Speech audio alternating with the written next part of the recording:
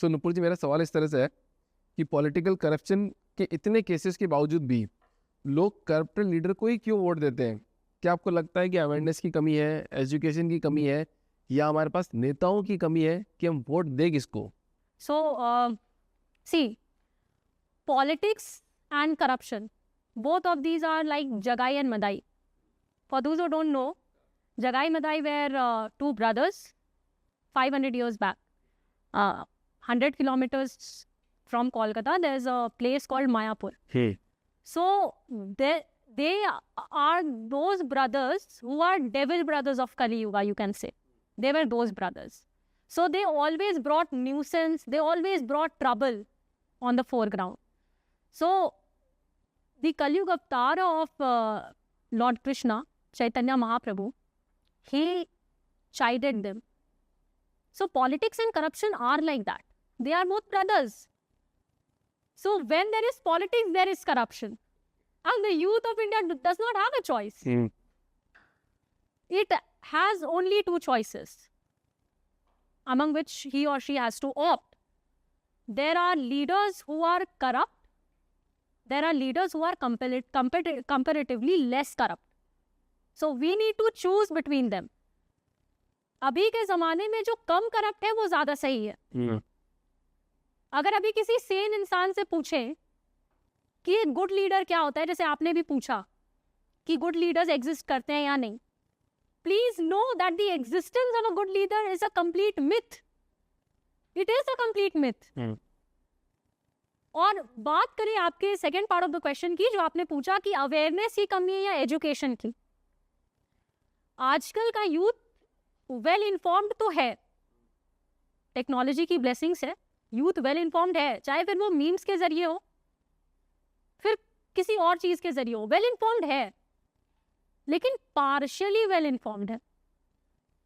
And that is why the youth are in dilemma. They choose the leaders among the options they have: corrupt, less corrupt, more corrupt. Okay, so these are the options that the youth have. So obviously awareness की कमी है, क्योंकि awareness है, partial awareness है. तो अगर ये awareness आ भी जाए तो भी youth will have only two options: corrupt, less corrupt. That is the options we have. And see, अब आप देखिए तो सिर्फ अवेयरनेस की कमी नहीं है, आज एजुकेशन की भी कमी है. एल्बर्ट आइंस्टाइन, उन्होंने आज हिस्ट्री जानते हैं उनको, उनके ब्रिलियंट दिमाग के लिए. कौन नहीं जानता एल्बर्ट आइंस्टाइन को? बच्चा बच्चा जानता है.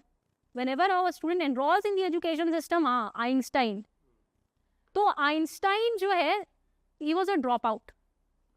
तो उनके स्कूल अथॉरिटीज ने कहा कि क्योंकि एल्बर्ट आइंस्टाइन के अच्छे ग्रेड्स नहीं आ रहे हैं, we just cannot keep him in the school. So his mother addressed those problems and she took the lead. She then tried educating him. See the power of mothers in the Indian context. Right. So many dropouts are there. Ramanujan is a dropout. Yet he was an intellectual. So you see, education systems or educational institutions, they are a big failure. They did not, if they were not a failure, they could have recognized Albert Einstein, no? They could have allowed Albert Einstein, please come and study. I'll give you the opportunity. They discarded him on the face of it. So the education institutions are actually not very suitable. तो अगर हम बात कर रहे हैं कि education की कमी है या नहीं है, एजुकेशन की कमी तो है, क्योंकि हमारे एजुकेशनल इंस्टीट्यूट जिस लेवल पे काम कर रहे हैं वो प्रॉपर नहीं है. आज कोई अगर बड़ा नेता आता है, उनके पास पोटेंशियल है, क्या अगर कोई ऐसा ही ऑर्गेनाइजेशन उनकी पोटेंशियल को डिस्कार्ड कर दे, जैसे एल्बर्ट आइंस्टाइन की पोटेंशियल को उन्होंने डिस्कार्ड किया, where will the nation stand? तो अवेयरनेस की कमी तो है, साथ ही साथ एजुकेशन की कमी भी है. और अभी सिंस पॉलिटिक्स का नाम जब भी आता है, टेंड टू थिंक कि पॉलिटिक्स एक गंदी नाली है. That is what people have to say about politics. Politics हो, गंदी नाली है, उस गंदी नाली का कीड़ा बनने के लिए करेज चाहिए।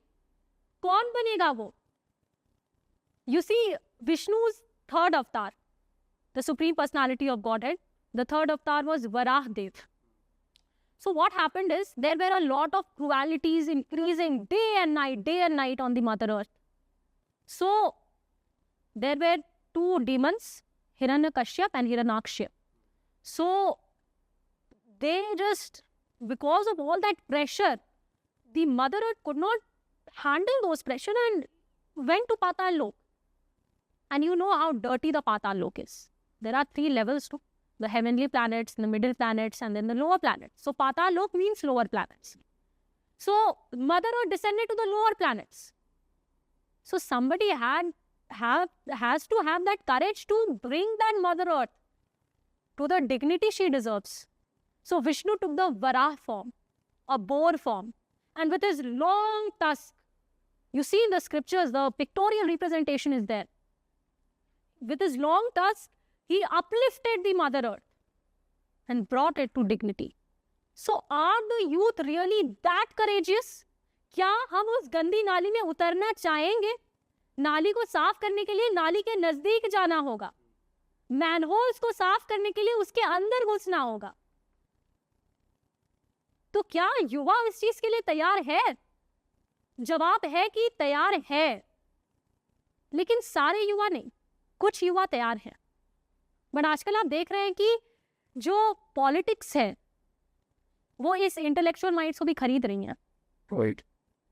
कैसे खरीद रही हैं? यू सी कि वैसे नेता जिनको अपना नाम साइन तक करने नहीं आता, they are instructing a person who has qualified UPSC, and the person is allowing that the so called intellectual fallacy, the politician, the person is allowing himself to be used just in the name of politics.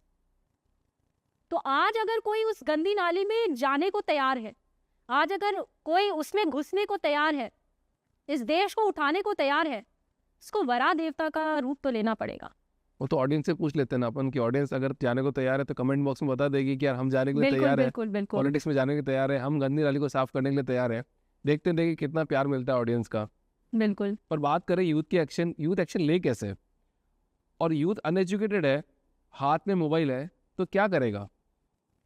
See, Albert Einstein has rightly said that creativity is intelligence having fun. हमारे देश की जो education system है ना, जो बुनियाद है education system की, उसमें क्रिएटिविटी को तो गोली मार दी गई है। So there is no creativity, as a result of which there is no intelligence, as a result of which there is no fun. और भारत देश में ना इंटेलेक्चुअल माइंड्स की कमी नहीं है। I'll give you an example. In a class of 50 students, a professor asked, who wants this 5,000 rupees and who wants this 5 rupee? So he raised these two monetary things in front of the whole classroom.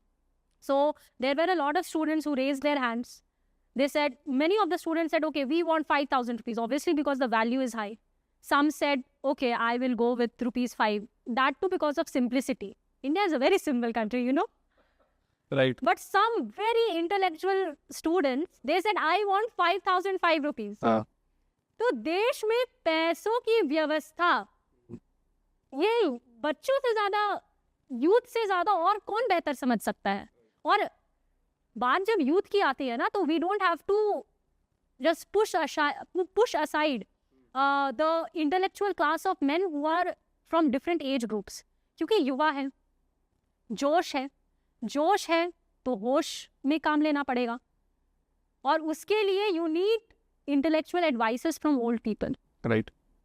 तो आप जब युवाओं को लाने की बात कर रहे हैं, तो आप इंक्लूसिव वे में लाने की बात करें। एक अकेला युवा सिर्फ देश नहीं चला सकता। I'll give you one more example. Hare Kala Hajaba, an orange vendor from the streets of Hyderabad, with just rupees 50 in hand, a daily wage of rupees 50, he created a primary school. He was an old man. तो जैसा कि हम लोग बात करते हैं युवा शक्ति जरूरी है, बट युवा शक्ति होने के लिए एक युवा शरीर ही हो, जरूरत नहीं। युवा शक्ति और युवा शरीर दोनों के कॉम्बिनेशन है वेल एंड गुड, एक्सीलेंट।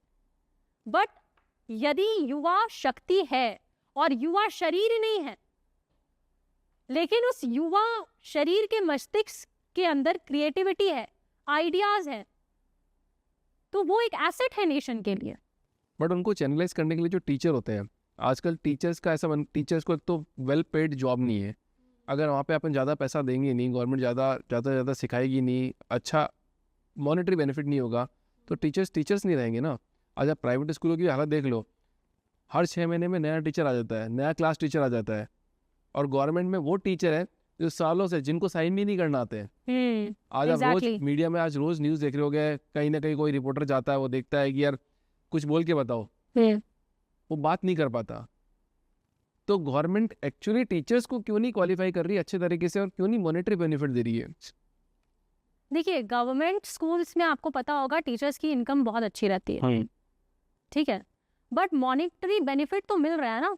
अगर जो भी मॉनेटरी बेनिफिट मिल रहा है, आप उस मॉनेटरी बेनिफिट में क्या रिजल्ट्स दे रही हैं? You see a teacher in, I am not speaking of all the teachers, there are some very good teachers. I myself have come to this stage of my life because of the support of many good teachers. But आजकल most of the classrooms में जो teachers है ना, they are stifling the students who are football enthusiasts to study commerce. Okay, so somewhere the passion is degraded. They are trying, those students who want to study commerce, they are trying to make them study science. So again, there is degradation in the interest of the students. Also, the person who is a sports enthusiast, you are asking him to study science, degradation. Also, an enthusiast who want to study science, you are asking him to just drop out of school because of the financial constraints.